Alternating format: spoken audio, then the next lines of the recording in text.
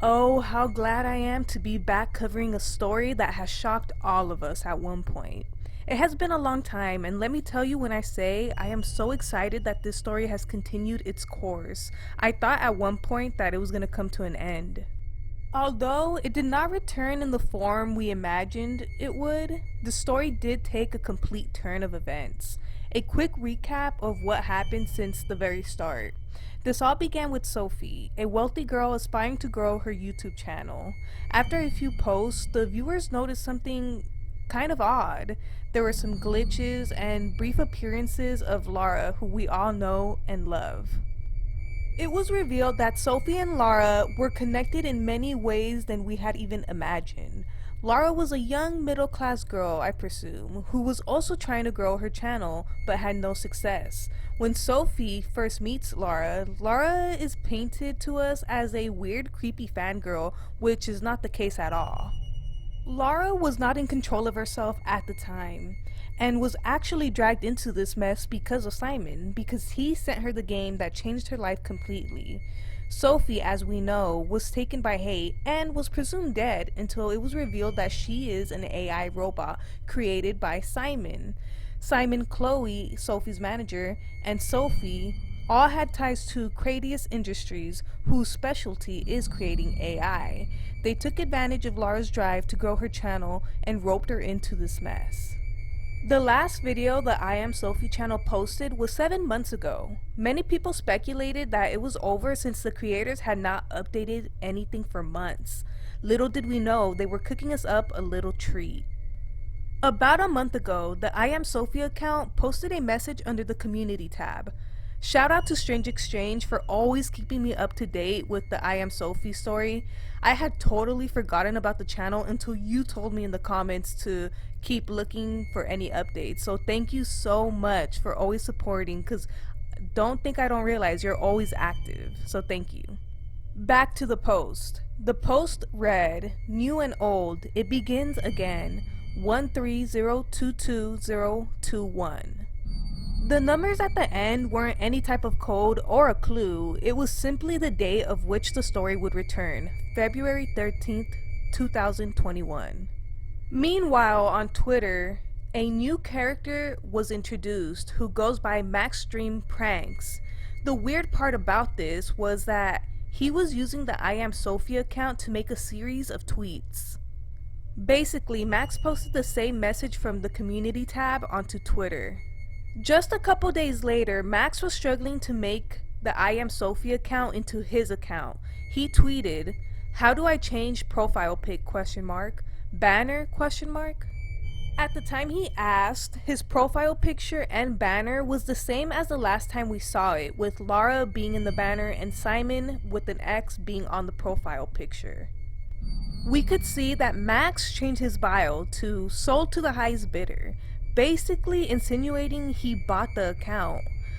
I don't know why. This reminds me of some sort of like dark web shenanigans, just because of the dark background this story has that we know surrounds this account. So I don't know why I just like thought of the dark web, like when they're auctioning off stuff and things. Something that did completely catch me off guard was the replies. In a short discussion between some users and Max, we learned that Max is completely clueless of who Sophie is, and he replies to a person, "Who is Sophie, mate?" ? I don't know why. I would imagine that if you're buying someone's Twitter account, you should at least know a little bit of information about them, or just be familiar with who they are. That is not all. Someone in the replies asked who sold the account to him, to which he replied, "Some dork." See, now we all know who was running this account before their tragic end. Simon. But I don't know, how is it possible if Simon has been dead for a while now? Not so long after, the link to Max's channel was shared to everyone. This, of course, caused excitement among a lot of people who are fans of the story. One of them being a big YouTuber who goes by the name Nightmind. He tweeted out, "The channel for the second act of the I Am Sophie reel has just been unveiled." Seemingly a normal tweet until Max replied and shared his confusion. "What?" ? No idea what these replies are, but I now own this account, so less of this weird stuff. Isn't it odd how he seems to know nothing about what happened? He seems so confused about all the Sophie and Lara replies under his tweets when it is obvious he has some sort of connection to all of this. Just got sent this old ass F instructional VHS with some device. Ha ha ha, gonna have some fun with this. Yes, you are correct. That is Howard Moore from Cradious Industries, the mastermind behind the creation of Sophie. What is clear is that Max has no idea what he's getting himself into. This was posted February 12th, a day before his big debut on YouTube. Video which titles, Guy Gets What He Deserves.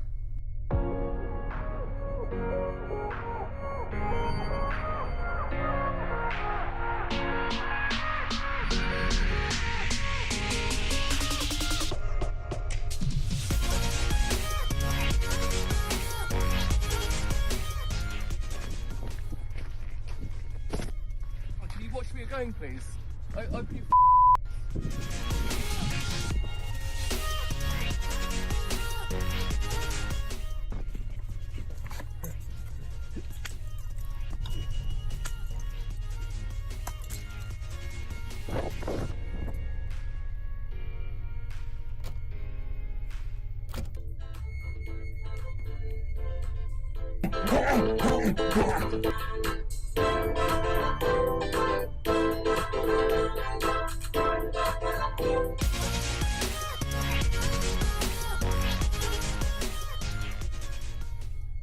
Huge revelation here. Not only do we see someone getting what they deserve, but now we know who killed Simon.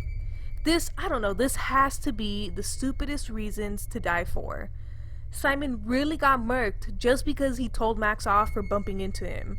I mean, he had every right to say what he wanted to say to Max, but at the same time, why is Simon acting bold in front of a musty looking ski mask wearing buffoon? Come on now. Clearly, there is something mentally not right about this guy, and he still tries to act all tough. I would have simply just kept on moving forward and not said one word.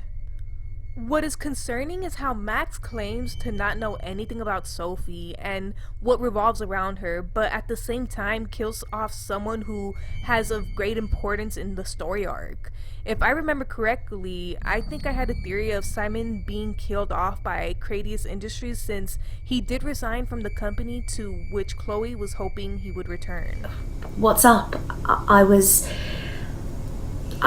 just gonna say it. I was kind of hoping you were calling to ask for your old job back. Although he was no longer working for the company, he still kept close ties with them since it was around the time they were making Sophie for him. I feel like they decided to help Simon and figured out his plan, to which they decided to become a part of also. But when they saw Simon becoming a loose cannon basically and showing remorse and regret with everything occurring with Lara, they decided to kill him off. For a long part of the story, we saw how Simon was sorry about his actions and was trying to make things right with Lara. I feel like indeed Max doesn't know the whole background story of Sophie and Lara and was just hired by Cradious to kill off Simon and take his place slowly, so he could finish the job Simon couldn't. Hence why he said, sold to the highest bidder. With Cradious being a huge company, I'm pretty sure they were able to pay Max good money to join them. This is all a theory. I am not sure how accurate this could be. Please let me know what you think may be going on. The second prank video Max blessed YouTube with was Cal Gets What It Deserves. Wow, can y'all see just the creativity coming from these titles? Man, I don't think I could ever do that. Unfortunately though, it was taken down. I will show the non-graphic parts and I will leave the link to the video so you can view it at your own risk.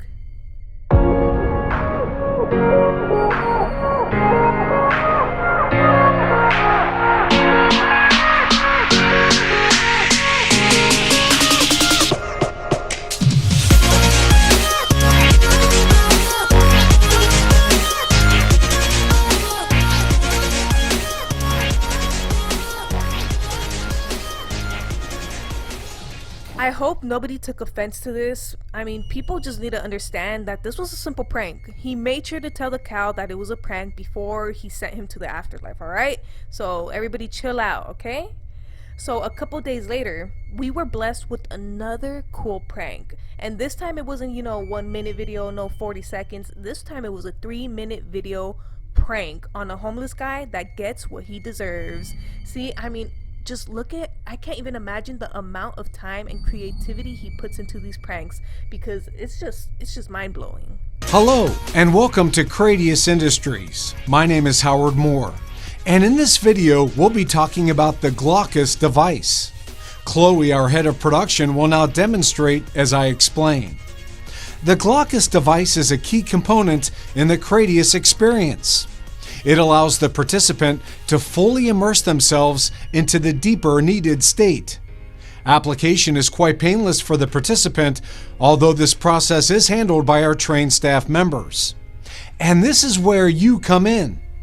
Over the next few weeks, you'll be trained for installation. You'll now be handed a pack of details.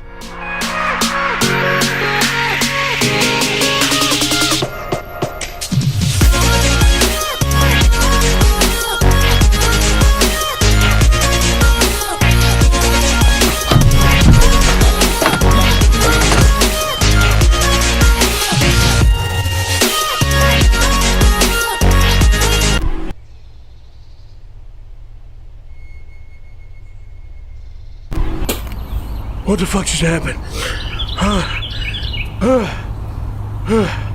Oh, get up. Get the fuck up. I gotta get out of here. I gotta get out of here. What are you doing to me? What are you doing to me? What the fuck is this thing? What are you doing to me?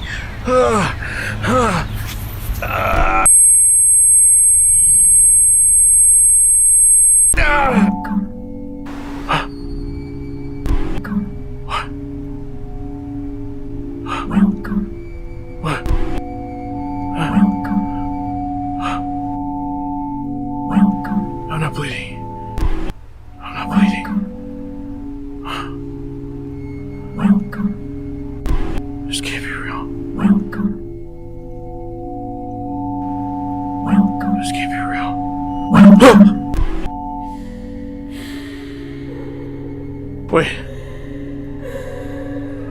Wait, I know this place. I know this place.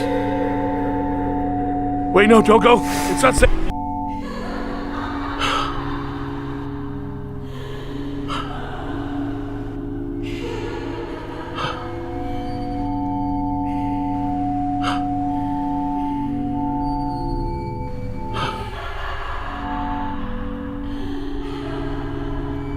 Who are you? Who are you? Who are you?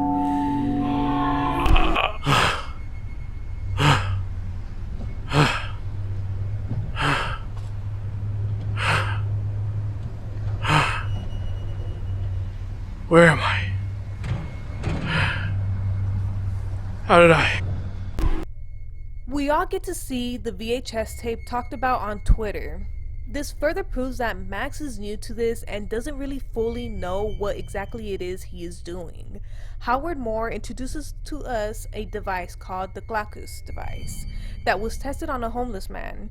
Could this device be the way hate knows everything and sees everything and gets into the victim's head? Is that how they slowly started to take control over Lara? It is a little too early on to tell, but it is evident that when the homeless man only saw and moved through the blueprint world of I Am Sophie, he was actually moving in the real world. At the end, we see he regains consciousness and control of his body, and he is in a parking lot. One thing that without a doubt is vital to this story is Greek mythology. The device name, Glaucus, is a Greek god. The reason I say think there is something here is because this isn't the first reference. In Pop Goes the Weasel, a deleted video from I Am Sophie showcased many paintings of Scylla, a Greek monster who has interesting backstory with Glaucus. Scylla wasn't always a monster. Before, she was a beautiful nymph who got turned into a monster out of jealousy. Glaucus was in love with Scylla and asked the witch Circe for a potion to make Scylla fall in love with him. Circe actually ended up falling in love with Glaucus and, out of spite, decided to poison Scylla because Glaucus made it real clear that he would never stop loving Scylla. I am not 100% sure how this all ties in, but I am pretty sure more will be revealed that help us understand. For some reason, I feel like Hate could be this story's version of Scylla. Maybe Hate was another normal AI experiment such as Sophie from Cradious Industries, but later became into this monster we all know, Hate. I mean, think about it. We yet still have to learn about Hate's origin in the story. I can't with certainty tell you that everything I said is 100% a fact. I mean, these were all theories. I could be completely off, so as I always say, I recommend you check out multiple videos about this story because sometimes they catch things I didn't. So please, by all means, let me know what you think is going on. Do you agree with what I'm saying, or do you think there's more to this story that I'm not taking into consideration? This was in fact the end of this video. Make sure to give this video a thumbs up if you're excited to see where this story takes us. Subscribe if you haven't and if you want to. Make sure to turn on post notifications so you are notified when I update your favorite stories. See you guys in the next video.